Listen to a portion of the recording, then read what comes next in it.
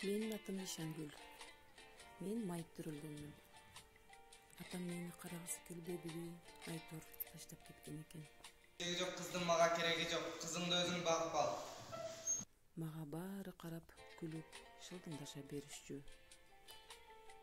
Мен сенин колуң кармабайм, сенин кармай турган манжаларың жок. Үйгө дайыма ыйлап келгенимде апам мага жакшы сөздөрүн айтып, ошол күлгөн кыздар сага бир күн суктана карашат деп айтчу эле.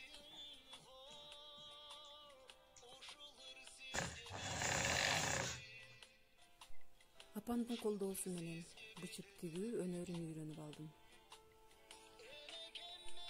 Алгач өзүмө, анан апама кийинчерээк айылыбыздагы кыз келиндердин көйнөктөрүн тиге баштадым.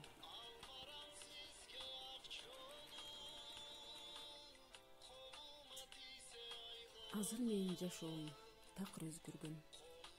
Досторум менен дагы мамилем абдан жакшы.